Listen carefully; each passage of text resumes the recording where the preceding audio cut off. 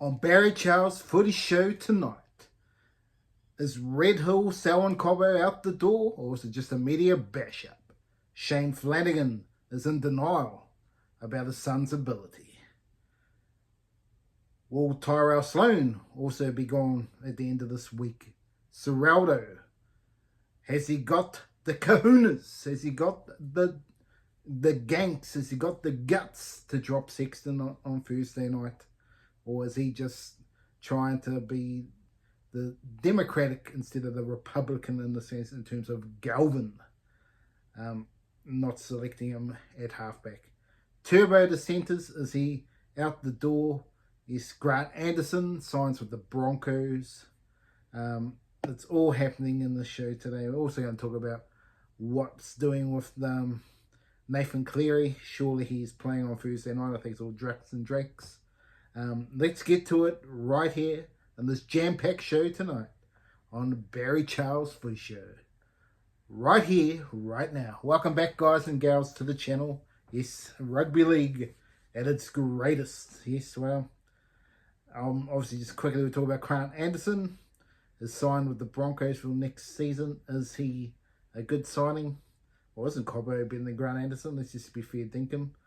Grant Anderson overall might be more consistent, and maybe that's what Michael Maguire's just looking at instead of Cobbo. But obviously he wouldn't have paid $650 for him, so if he's paying lower than that, well, then it's probably a good deal. Because they got a lot of $1 million men in the club already. But getting back to Cobbo, yes, Selwyn Cobbo won't be at the Broncos next year. We already all know that. He's out the door. But where is he going to go? Is he going to be signed this week? Well, all Dragons fans will be hoping he's going to the Dragons. I just can't see it. I really don't. He gets homesick all the time. He'd have to go to the Cowboys. He'd have to go to Cowboys if he's not going to Dolphins.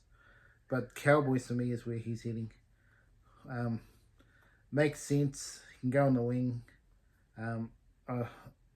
Fullback, well, or they drop Drinkwater. Question marks on that. But Cobbo, I think his fullback days is probably struggling. Unless he decides to go to maybe a Perth Bears. This is potential, but yeah.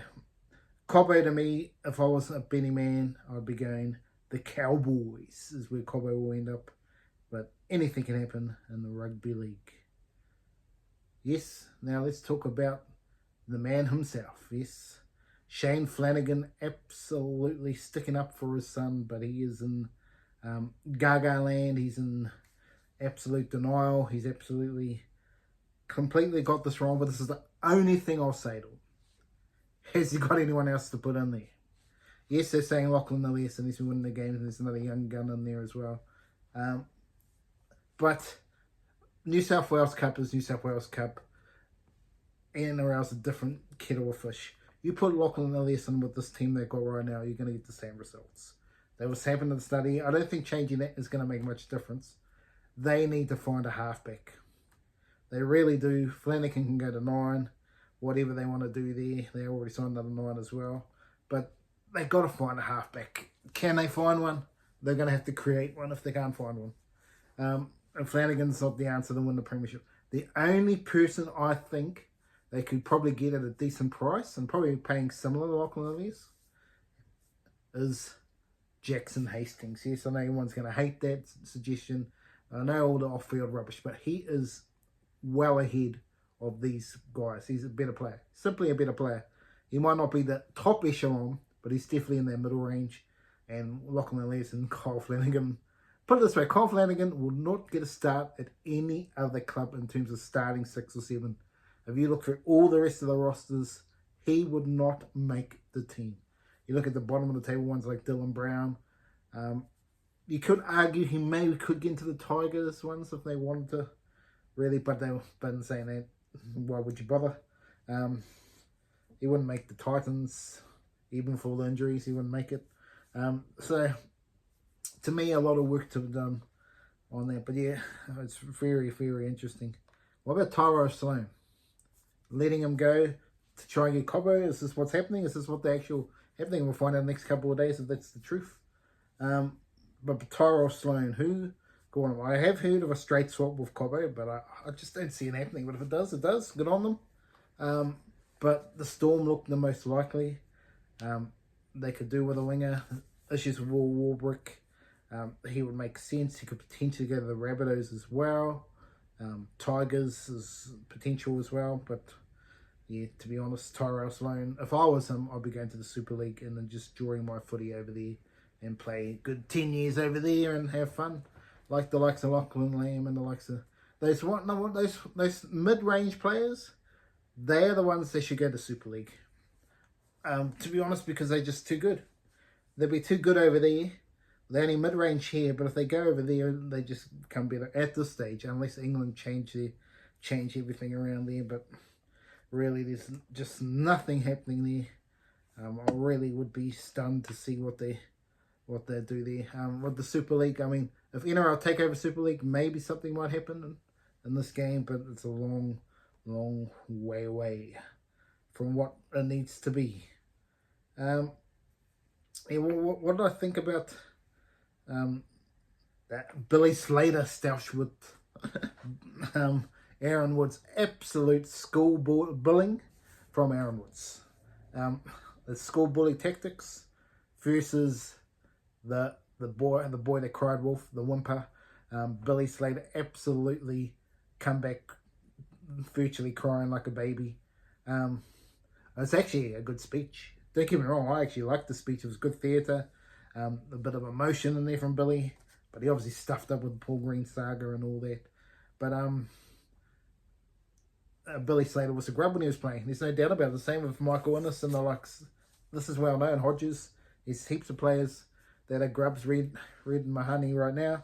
So there is grubs in the game when they played, and often they're great blokes off the field. So it was not a personal attack. It was just an attack on what his old footy playing days was, and Billy just went right over the mark there. But it was great theatre, because the only theatre we got before the Origin game, to be honest, because there was nothing much else happening in terms of that. Cameron Ciraldo, what's happening? What are you doing? Galvin's your man or not? He is just whimpering into this decision to keep him at 14.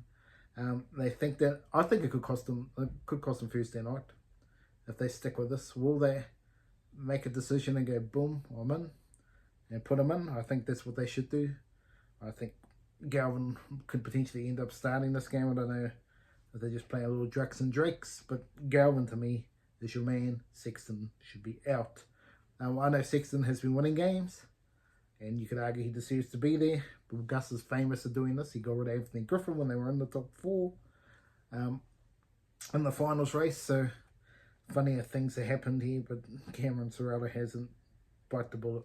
If Lachlan Galvin's your best player, you start him. That's the way I see it. Toby Turbo has been demoted, folks. Yes, indeed, demoted to centre. What do I think about this? It's the right call from Sebo. Absolutely the right call. He probably should have made that call at the start of the season. He's only had probably 2 good games this season, Tommy Turbo, whether it's injury related or form related as well. There's issues with him playing fullback. He's not 100%. There's no doubt he's not 100%. He can say he's 100%, but he's not the 100% form he was when he was winning the Dally M. He's in a bit of trouble. He's a gun player, but centre might be his position for the rest of his career. If he can become injury-free, he could push back to get to New South Wales fullback, because I think he's the best player in the position at the game at his best. But it's been a good couple of years so we've seen him at his best, and that is the problem we got. So Siebes has been a brave decision, but if they don't do any good, they could just use it as a scapegoat, and out the door, we'll see you later, we'll rip up the contract. And if that happens for Siebes, that'll be his last endeavour in this arena. Yeah, and to finish off, obviously, Nathan Cleary, should he have played Origin? The answer is yes or no. If he played like he did in the second half, then yes. Why wasn't he kicking in the first half? That was the question mark. Because he obviously decided, shit, I need to kick now because we're not winning the game. And they virtually won the game, but they just didn't get the goal kicks. He should have been kicking from the start. They should have not worried about everything. But the fact that he wasn't kicking was just proving the thing. And it was eventually what cost them the game. Simple as that. You can add everything up, penalties and all that, but if Cleary was kicking the game, you wouldn't have Jerome Luai kicking out on the full and Latrell Mitchell doing these kicks, and then Cleary would have been the main. But it'll make for interesting going forward. But anyway, that's Barry Charles Footy Show for this episode. Remember to like and subscribe. I'll see you at the next video.